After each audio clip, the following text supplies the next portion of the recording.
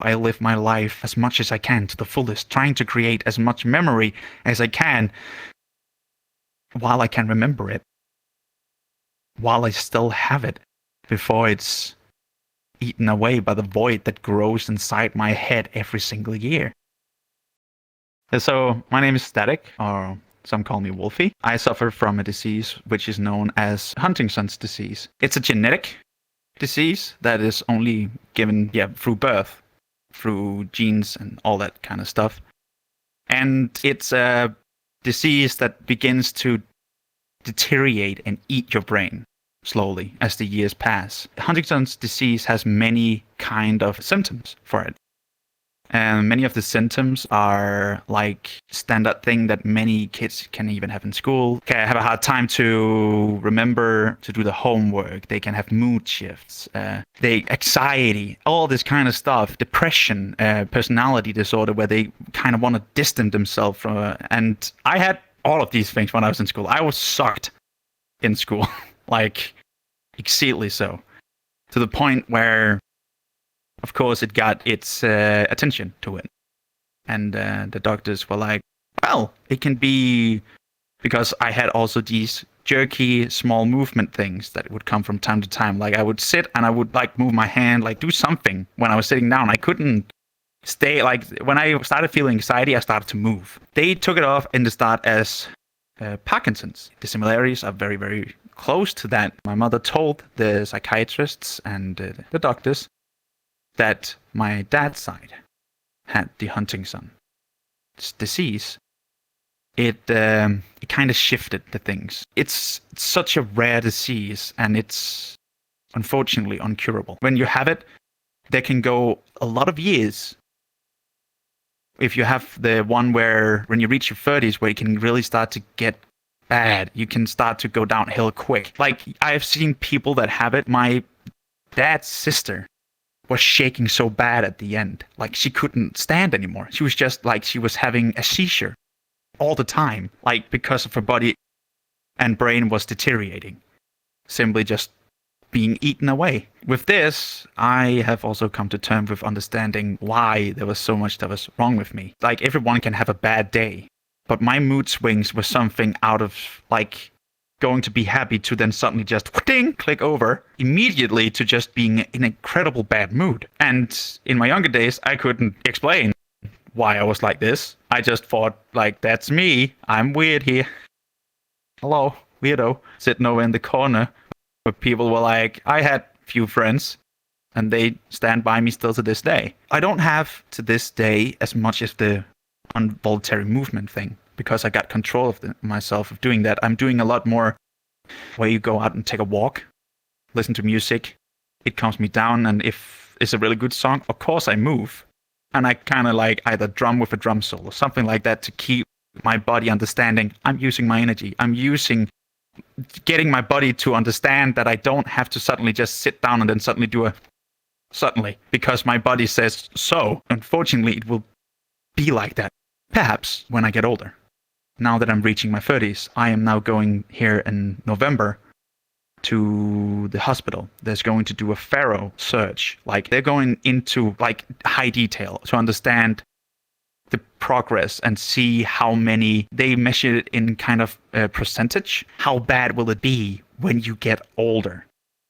So one of my brothers have it and it's 25%.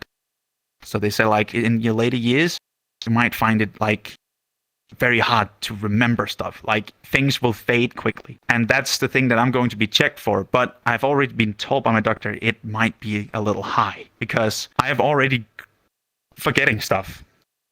And it's really terrifying. I can talk to someone one day and then they say like, oh, we're going to meet in this day and this day.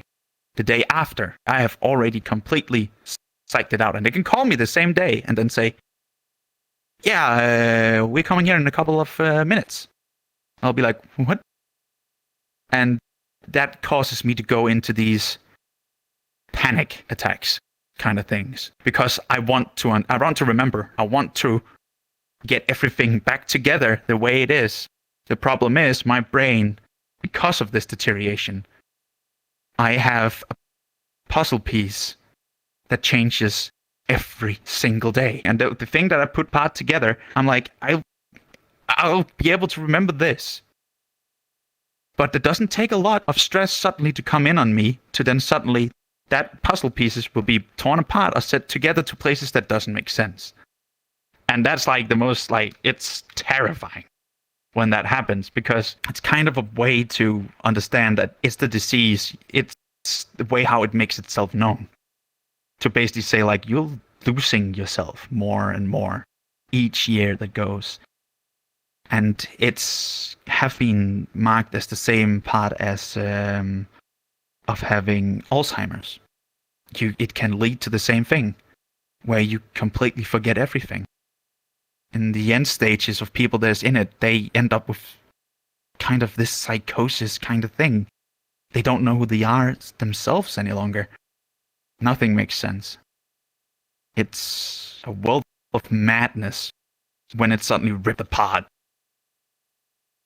The thing is, when you're told of the stages of it, you also might be told. If it's really high, they might actually be able to tell you you have around this age before your body will say no. And being told the deadline of something is terrifying, because we used to be told the deadline of a lot of things, like you only have this amount of time to buy something.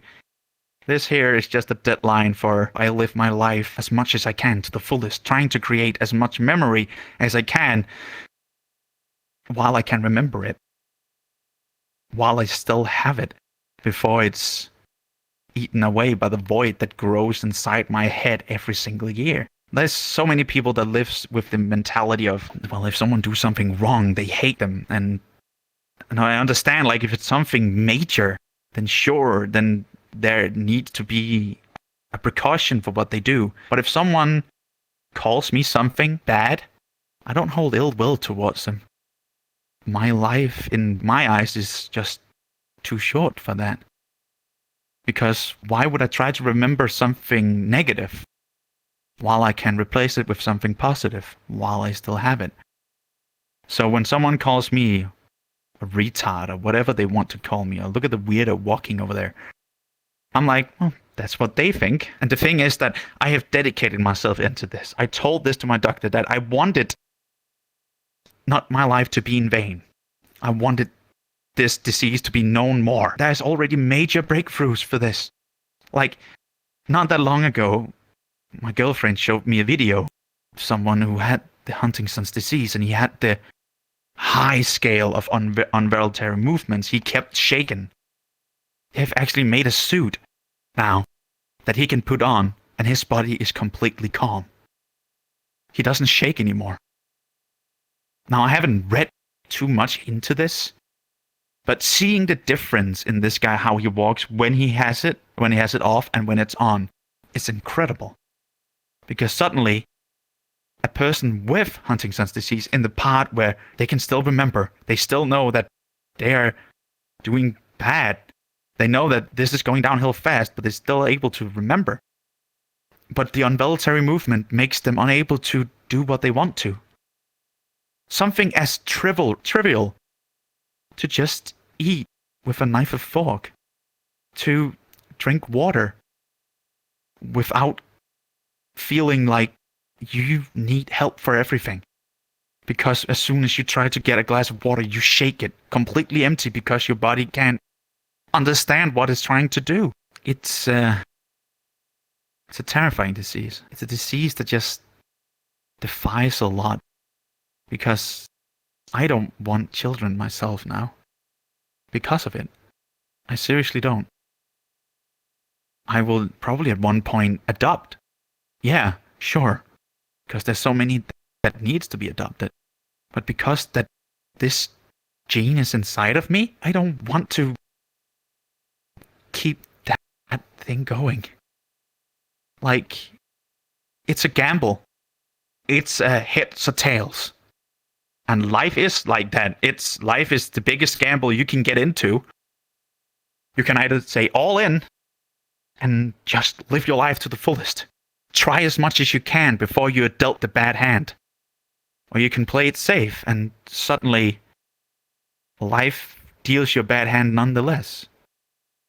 I have had a couple of friends that unfortunately has passed, and one of them was also from cancer, and he was the most healthy guy I've ever met. But again, life is life.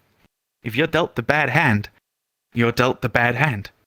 There's no question about it, and yeah, it ended with a fault. And this one here, I know. It's like I'm given a sneak peek of what death is sitting with. He's basically showing me his hand and saying, I'm going to win nonetheless. But what are you going to do in the time before I drop all these cards? And that's why I dedicate myself to, as soon as I pass, I dedicate my body to science. So they can see, understand, read. That's also why that I've been through these developing years of having this. I've been going to doctors, hospitals. They have checked, they have scanned, they have searched, they have looked. They have seen the difference that happens over time in a regular brain, and then see the deterioration. And sometimes I have been told when I'm up there, they say like, well, we can't really see any difference right now. But that's because it comes with years. Like this, the changes is not something that you can see suddenly with just like wham. No, it's the slowest damn thing ever, and that's so unfortunate for kids. They get it in the juvenile age. The juvenile one that comes when in the young age can be cruel. It really can. Most of the people that have it get it as the old one, where they're either 30, 40, or 50s. And then suddenly they can see the changes. They can feel, they can see something wrong is happening. Everything just starts to ramp or amp up in some kind of way, in a problem. I talk with people about this because I want it to be known as well more. Many people don't really know about this disease. Like, it's so rare. Like, when you hear people talk about it, the ones that really have it, they understand the premise and the thing about it, that how damning it is to suddenly get to know that, well, fuck, and yet still anxiety picks in. So my day, I'm lucky that I have my girlfriend to support me when I have these situations, or when I suddenly start to panic because she can tell me something that she was like, remember talking about this yesterday? And my world crumbles. Why have I already forgotten? It was something important. Why is it already gone? And I cannot find a lead or a hint about it. And that simply means the shredder up here has shredded it all, while in the time I was doing something else. And work and stress can dedicate a lot into that as well. I'm still working today. I'm grateful for that. But I know at some point when I get older, I might have to put up the shoes and say I can't work anymore. Because if I get the involuntary movements, I can't do my job. I can't operate heavy machinery. I can't do any of those things I used to do when I was little. When I saw my dad's sister, she was weird. Yeah, she was. Because hers was at a high percentage. It was... I didn't understand back then what it was. But when you get older, you suddenly realize that she couldn't help it. Like, her body was destroying itself. Her brain was simply ripping itself apart. I find it hard to tell it to people that I care about, that I have it. Though they know. They know. Like, my brothers and sisters and my family, of course. They know it as well.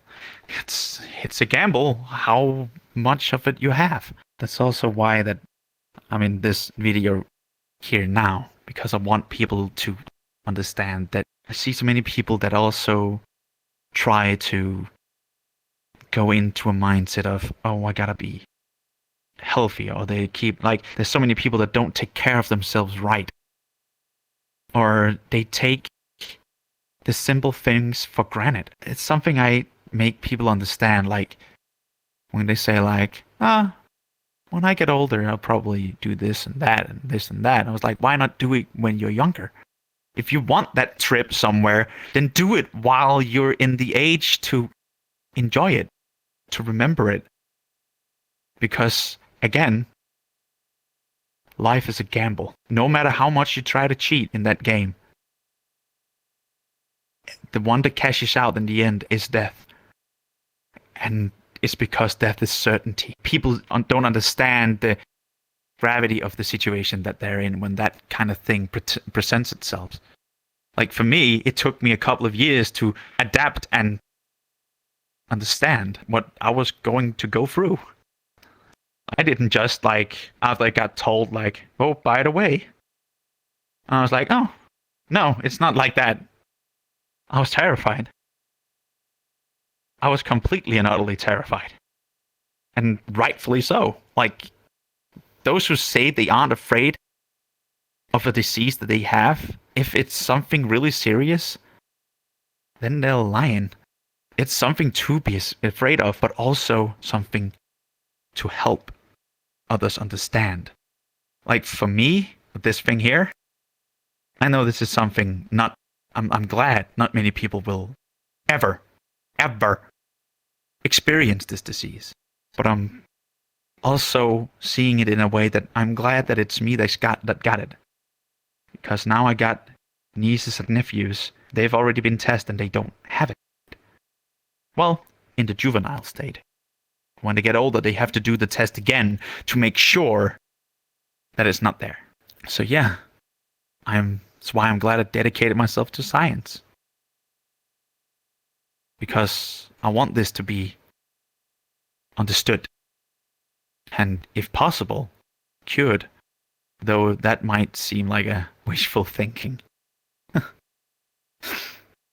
Yeah.